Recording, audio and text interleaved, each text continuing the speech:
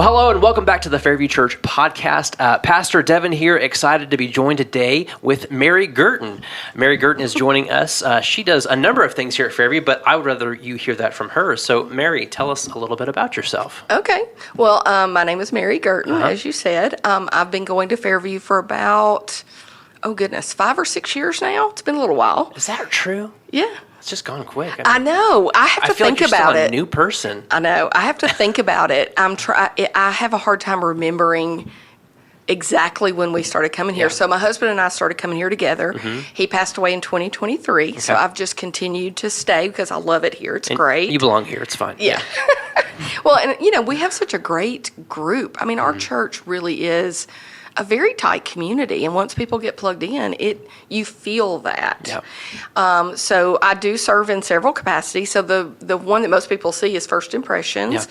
Oftentimes, I'm actually in the front lobby. I've told Lydia I can serve just as often as she wants me to. So many times I'm up there getting to know our guests and just, talking to people, which is nice. Yeah. I serve on the finance committee, so which you are the leader of, or the pastor leader, I guess, of that. So I'm trying to think what else. I'm in a community group. I'm in Philip Williams' community group, and that's one that, thankfully, Jeff Tibbs' group grew so big, we broke apart and created Philip Williams' class. Yeah. So some of us kind of transitioned over, which has been really nice, and we're still growing. That's great. That's a great testament to our groups growing and multiplying, creating new groups, which is a great thing. Well, it's so good. Yeah, I've gotten to know Mary over the past couple of years. She's been on the finance committee, as she mentioned, and that's really relevant in at least a few aspects of what we're talking about today. We're talking about stewardship, both in the life of the church and in our lives personally. And so, and of course, part of stewardship is the topic of giving, and that can mean many different things. So I just wanted to ask you broadly, what does it mean to give in the church? Well, I think you're right. It encompasses a lot of things. Sometimes it's literally your tithing month to month, or giving for Lottie Moon or a special event. But giving is also just spending time with people. It's about networking and the community. Connecting with new people that come here, making them feel welcome. People come to church, it's uncomfortable because they don't know where they're going. So just a friendly face to get them in the door, literally, and be like, hey, the bathrooms are over there and coffee's over here, just to give them something relaxing and comfortable. But I think giving is also spending time. You get to know people. And after Philip's passing, it's been a big change for me. And I've actually met a few widows that have come and connected with them a little bit. And just, it's hard to talk about really deep subjects like that at church. But, just, hey, you can reach me anytime. Let's talk if you need something. And sometimes that's all it is. Yeah. Sometimes it's helping out with an event, setting up tables at a dinner or whatever that we have going on. There's just so many ways that you can give. Yeah.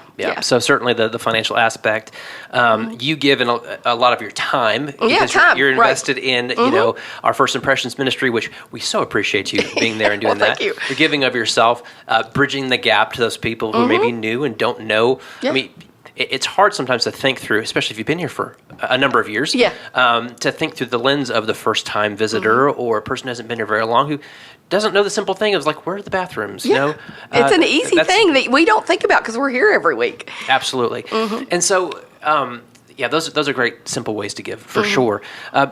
Sort of similar-minded to that, it's like, how can we live in ways both here on campus, but also out in our lives, of how to advance God's kingdom? Well, I think that is that's about relationships, right? Getting to know people. And a lot of people look at Christians and think we're perfect and we have these easy lives, and that's not true. Nowhere in the Bible does it say, as long as you're you being accept honest, me and you're going to have an easy life. That's not how it works. We are tested with things all the time. Yeah. And so I think part of it is just carrying out into our normal day-to-day lives with our families, with our work people, the folks that we work with. I mean, somebody you run into at the grocery store, whatever. Just demonstrating if you're living like Christ and trying to be more like Christ, people see it. Mm-hmm. They can tell and they notice, and then they'll start asking you questions. Well, that's a great time to say, oh, well, you know what? I go to church at Fairview. Maybe you would like to come and visit. Yeah. Or this is, you may have a more deep conversation. Yeah. I want to know your testimony. I want to know, like, what is Christianity about? Yeah. Those kind of things can open up discussions. So I think that's part of it, is just carrying it out into the world. Some of it is teaching. I have a daughter that's 28. She's out on her own. She says adulting is awful because she's like, this is hard. And I've told her, I was like, I kept telling you, while you're at home, enjoy it while you can. Yeah. And she said later on, Mom was right. They have to learn how to budget. Making a budget when you're out on your own is huge, and figuring out, okay, I've got all these things I've got to pay, and like car tags. These young people, they don't think about, I got to go get my tags for my car. I got to register. I got to buy new tires, depending on how much I drive. Yeah. Those are all things that are part of, I know I got a little off topic, no, it's okay. So I'm sorry. Like, it's part of your stewardship of your fun, what you get from God. Like, God gives us our jobs. He gives us our homes, our families. Everything we have is from Him, and managing those appropriately. That's part of it. Yeah. So anyway, it just, I guess it's more about kind of who you come in contact with and kind of what direction God is leading you, because you never know. And the hard thing for me is I'm a very analytical, detailed person. Okay. So sometimes I don't see it when He gives me an opportunity, because I'm going, I got to go from step A to step B. Mm-hmm. And I miss, there's something that happened in there that I should have been like, ooh, you gave me a chance to talk to somebody, and I totally missed it. And I think that's part of it. Yeah. No, I think that's important. The stewardship of, you mentioned relationships and opportunities, that's huge. Yeah. I think so often, this has been a problem just in the church and Christianity wholesales. We've professionalized ministry, meaning we put the expectation of outreach and impacting individuals on the professional ministers. Certainly, I'm a pastor. It is my job to evangelize and to minister to people. But we have a shared priesthood of the believer, and it's the responsibility of the relationships you uniquely have in your workplace that I don't have. Right. You have access to folks and opportunities. Right. So being missional, being stewarding those well is so important. So I'm grateful for it. It is, that. And we make mistakes. And that's something that I think, when I was talking about earlier, that people think Christians are so perfect. You make mistakes. Yeah. And then you got to go back and be like, ooh, I messed up. I need to talk with you about this. This was me. I made a mistake. Because I don't think they realize that, sometimes we fail. Yeah. And we've got to either correct our attitude or our words that we're saying. We've been studying a lot in James in our community group. And a lot of it is, the tongue is tiny, but it's awfully mighty. And sometimes that's not a good thing. So you got to watch what you say, right? Yeah, absolutely. Yeah. No, that's good. Well, along those lines, so I was thinking about stewardship in everyday life. Yep. For someone, you just mentioned you being a very analytical mind. You think of steps and processes and everything, and I've developed that somewhat as well.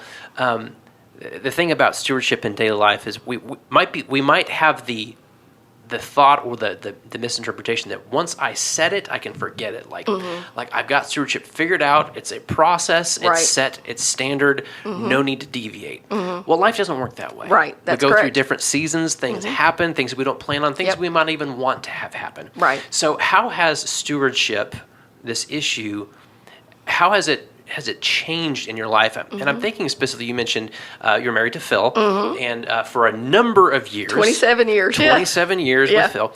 But now he's gone on to be with the Lord. That is a massive change. Oh, huge. And, huge. I know there's lots you could speak to about being a widow, but specifically from a stewardship standpoint, like what changed in that? How did you have to relearn some things with your stewardship? Wow, there's a lot. I mean, the basic day to day is just you have one income now coming in, and a lot of widows don't. They may not be employed or have a part-time job or something. So adjusting how you're facing day-to-day finances is big, because there is concern. Like, I don't have that backup anymore if I mess up, which happens.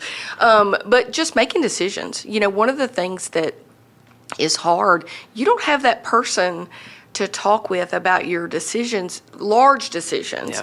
My daughter was like, "Now, Mom, don't go sell the house." And I'm not.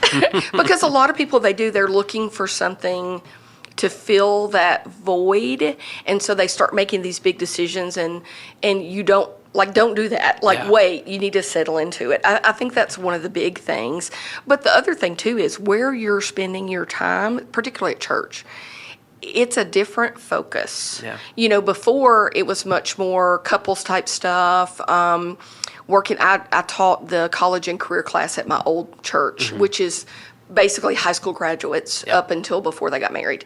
Some of them worked, some of them went to school. It was different, right? But Philip didn't teach with me, but they knew him, and sometimes he would come into class and we'd share stuff together. But, it's those up-and-coming young adults. Well, now I'm in a different season, so now it's more looking for areas where I can help because it's, I've gone through this. It is hard. I cannot even tell you how hard it is. And, there are people that come into this church and, we greet them every Sunday. Hi, how you doing? Nobody's going to say, "Oh, I just lost my spouse," or, "Oh, I had a wreck on the interstate and now I have no vehicle." They're going to say, "Fine," and they're going to walk on by. But I think part of that connection that we have in getting to know people, and sometimes that's through a community group, sometimes that's just talking with someone when they walk in or sitting in the service, is God getting us with somebody that we can share our experiences with to maybe help them. Because that's what he does. I mean, it's all through the Bible. You're an example.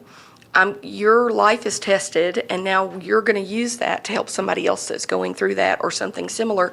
And people who are in need, they relate to that, because they're going through it. So they're like, "Oh, that person has been through it. Maybe they can help me. Maybe they can be a sounding board. Maybe, whatever it is." I think it's important. And I think for all of us to think about, I was raised in a church where the minister did the ministering, right? But if we're disciples, there's a lot to be said for how people will talk with me versus maybe talking with you or Pastor Tyler, right? It's different. Or another member of the church. We have a lot to offer with our testimonies, with our lives, with the things that happen that we can share with other people. And some of that's just literally casual, have a cup of coffee or a meal or chat at church. I know I'm talking with my hands. No, it's fine. It's fine. That's good. So that's great. So we've talked a lot about stewardship, both of our time, our resources, our abilities. We have lots of folks here at Fairview who maybe just don't know where to start. How do we even begin in giving and serving and getting engaged with groups? What's a good starting off point for? Well, and you're right. Everybody has different gifts that they've been given and are strong at different things, right? And some people don't like working with children, for example. So it's about finding a spot where you can plug in. Our church is large. It has a lot of functions that have to happen in order to make Sunday mornings and Wednesday nights and all the other events happen, right? So I think getting plugged in, certainly reaching out to the First Impressions team, on Sunday mornings. If we're not sure we can get you to someone, there is the Next Steps table that's always up front that's over kind of by the coffee bar. I think getting in touch with Lydia or Miss Beck, they know a lot about where to plug people, but they also know how to get you to the right person. So, because there's a lot of behind the scenes things like there's a prayer team that does nothing but prayer. Nobody really sees that, but it's there and it's working. Absolutely. So I think those are some good ways to start. The hub is very useful, and finding out about events and maybe attending some events that are not normal Sunday morning worship, where you can get to know people and maybe connect with someone that has similar interests. That's really good. The hub's great. We've got the church app as well, which has the hub on there. Of course, there's ways to get to giving from all those things. If you did want to engage with giving, that's another good point to keep in mind as well. Well, great. Well, thank you for taking the time to share part of your story, part of your testimony, and all the ways that you serve at Fairview. I know you didn't ask for all this praise, but that's what you're going to get. Oh, well, thank you. Fairview Church family, as we go about the week, as you see us on Sunday, feel free to ask questions about how you can get involved, how you can give, how you can steward things better. Myself and Mary would love to be a resource to you, and of course all the other folks that we mentioned. But with that, we hope that you all have a wonderful rest of the week, and we will see you Sunday. Bye.